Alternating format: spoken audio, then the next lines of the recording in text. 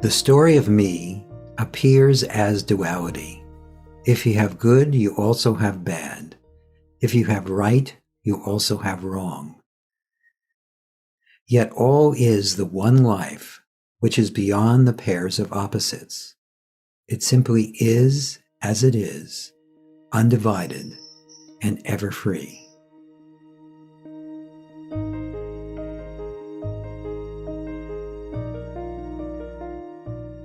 Welcome to Letting Go and the Greatest Secret, where we explore the end of your suffering and the beginning of lasting happiness.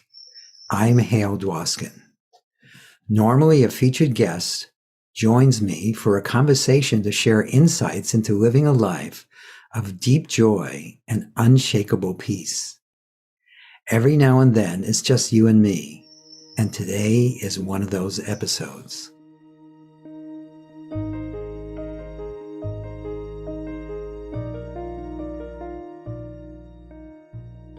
Duality, or the pairs of opposites, is so inherent to our experience that we don't recognize that it's just a part of the dream of separation, the dream of me.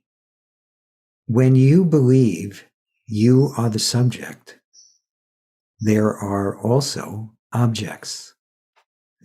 Two, subject and object. When you believe or even experience that you are here, then everything else is there.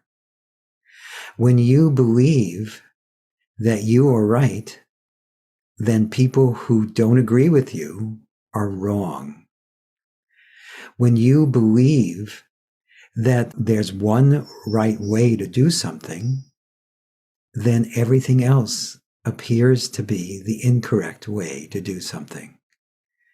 And if you believe in hate and love, they appear to be in opposition to each other. Yet that isn't how it is. There is just one energy, one life, not separated into you and me and here and there and right and wrong and good and bad. Those are purely concepts that come from believing in the sense of separation. And many years ago, based on this insight or based on this perspective, we developed a process that we call holistic releasing. Holistic releasing is based on this premise. And what we discovered through working with people is that if you allow yourself to welcome both sides of apparent polarities, they dissolve each other. It's like bringing positive and negative charge together. They cancel each other out. Or matter and antimatter. And this is a very easy way to dissolve any sense of limitation. Because if there's any sense of limitation, it's always in opposition to something. If there is flow, there is also resistance. And if there is a problem, there's also a solution. So there is the appearance of two. Yet as you allow yourself to welcome both sides, they simply dissolve. And also, you don't actually have to allow it. Just in the noticing that these two sides are heads and tails of the same coin, that too causes a dropping away or a dissolving. So you don't actually have to do a process for this to be recognized. Yet in the beginning, it seems that the process is helpful. It's very supportive. And it's a quick way to recognize what is actually real and true. And also to free this imaginary person that we appear to be from its sense of limitations. So let's explore this process together. So right here, right now, there is just what's is, or what's apparently happening. And even here comes with there. And even now comes with then. But since we're using language, we're using language. So one of the places that we appear to get stuck, or we appear to get lost in the illusion of separation, is in the sense of contraction.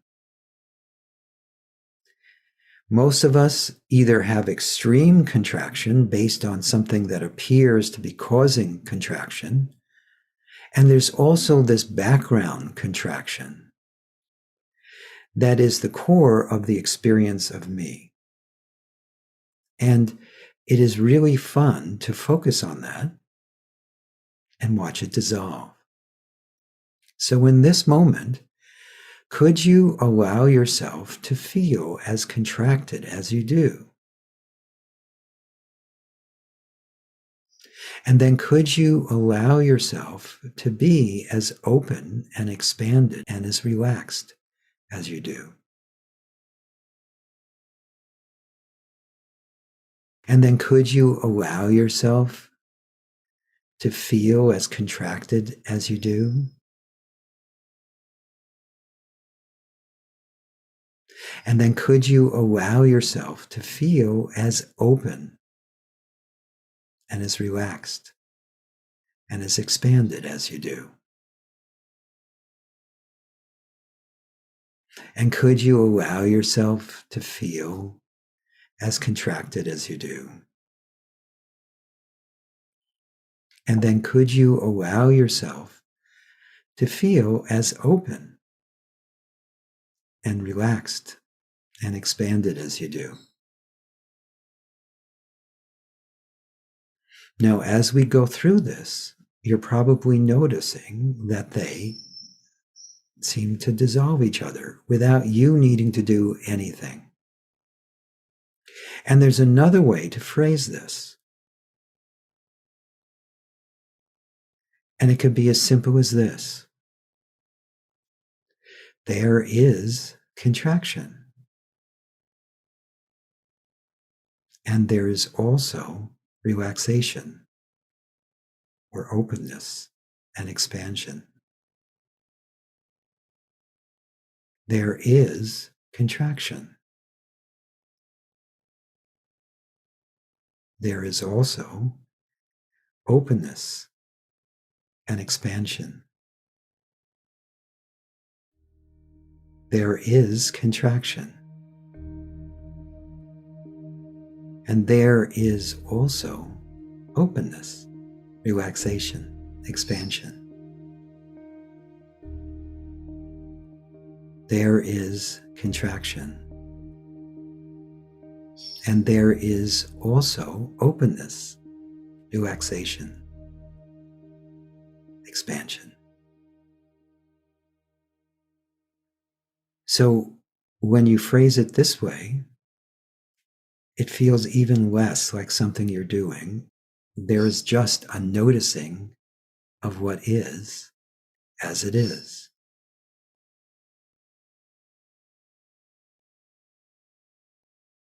And another place where we get stuck is in the sense of being limited. And obviously, the main sense of limitation comes from believing that you are just a person in a particular location. So could you allow yourself to feel like I'm here and everything else is there as much as you do?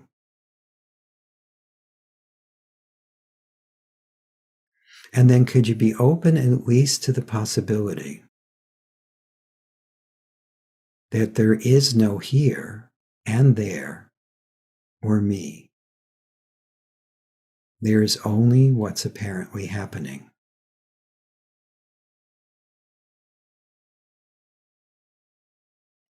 And then could you allow yourself to feel like I'm here and everything else is there as much as you do? And then could you be open at least to the possibility that there is no here or there and no me? There is only what's apparently happening.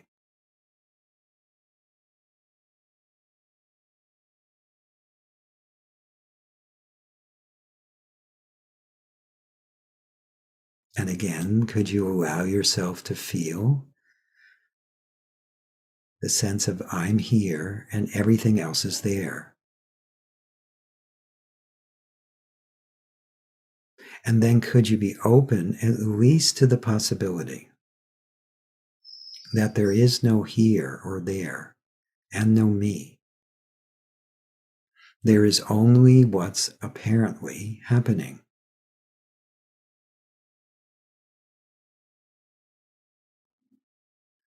Could you allow yourself to notice any remaining sense of I'm here and everything else is there?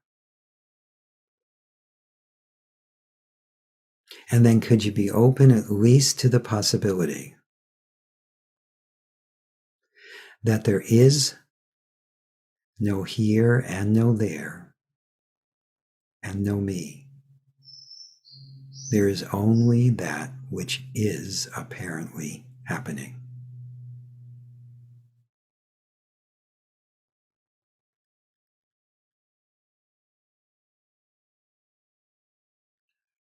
So that also can cause or can facilitate the recognition of what actually is for no one. It's not actually that the process is doing anything. It's that the underlying, I guess, reality of what is becomes more obvious. And you can do this with anything that appears to be holding you back. You can just, if you appear to have a problem, you can ask yourself, what is the opposite? And then you just go back and forth, embracing both until there is a natural dissolving that reveals the underlying unicity, boundlessness, openness, that all is already.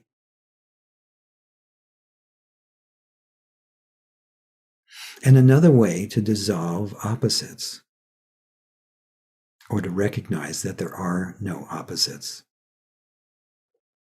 is to see if you can actually find the imaginary boundaries.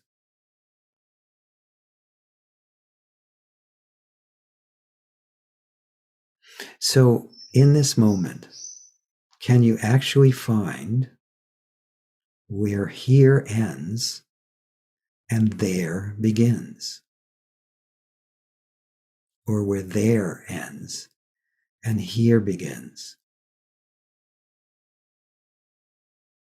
If you look, you'll notice that there is no boundary except one that it's imagined. And also, is there actually a now that's separate from then? Let's check to see if we can find one. In this moment, can you find where now ends and then begins? Or where then ends and now begins? I doubt it. Again, boundaries are imagined. Now, of course, there's functional boundaries in life, but they're only there as part of the appearance, as part of functioning. They're not actual. So I encourage you to explore this on your own. See where it leads you. You may want to listen to this more than once and see what unfolds within you.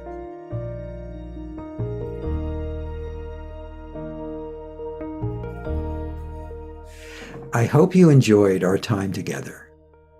We'll do special ones like this every now and then, and of course, we'll be having plenty of featured guests to share their wisdom and insights with you. If you've enjoyed this podcast, please subscribe so you'll have immediate access to future episodes. Please give us a 5-star rating and share it with the people you care about. These episodes are dedicated to sharing the eternal teachings from the greatest secret and the power of letting go. If you'd like to learn more about my work, my mentors, Lester Levinson's work, and the Sedona Method, please visit www.sedona.com.